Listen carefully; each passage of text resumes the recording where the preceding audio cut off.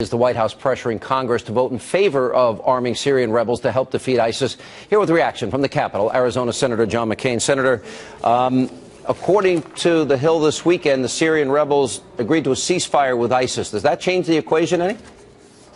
Well, they haven't, and they're still being slaughtered, and they are still a core of brave young men, many of whom have already died, that are still fighting for freedom. And I believe that they can still be viable over time. But let me say, I've just heard, and it may be wrong, that no Arab country has agreed, Middle Eastern country has agreed to engage in air or ground support against ISIS. This is a direct result of American indecision and lack of credibility.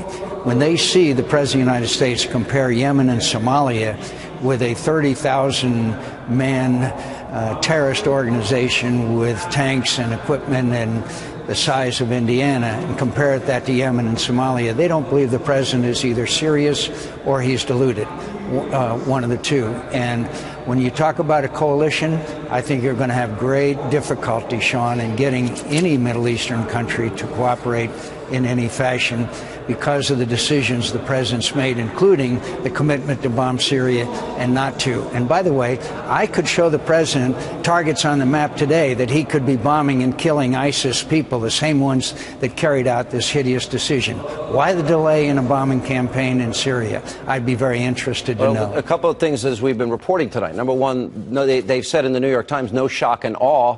I think we've already telegraphed there's no boots on the ground. Now we're saying it's not going to be an overwhelming campaign. Then we don't have any allies that have publicly joined with us, no Arab countries. And on top of that, I am concerned about this report about Syrian rebels and the ceasefire with ISIS. Senator but Paul, that's not true. Well, it's not true. It's not true. Whether I don't care about the report. I know these people intimately. We talk to them all the time.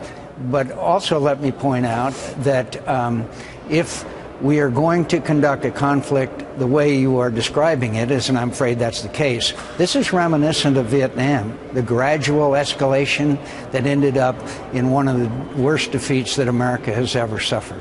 Let me ask you about what your colleague Rand Paul said about it this morning. He said it's a mistake to arm them.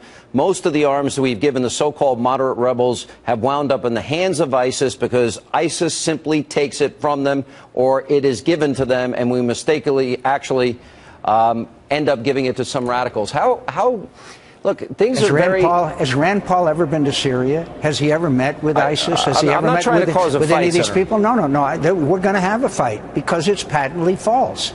This is the same Rand Paul that said we didn't want to have anything to do with anything to do in the Middle East, by the way. I don't want to get in a fight with him at all. Yeah. But it's not true. I know these people. I'm in contact with them all the time. All right, then let me ask you this. And he is not. Senator, and he is not. I know your background. I believe you when you say you have sources on the ground. But I've got to be clear, because I was a little surprised. It was in The Hill. It was in this weekend. They cite the Syrian Observatory for Human Rights monitoring events for the United Kingdom, and what they said, the groups agreed to a non-aggression pact in which they promised not to attack each other.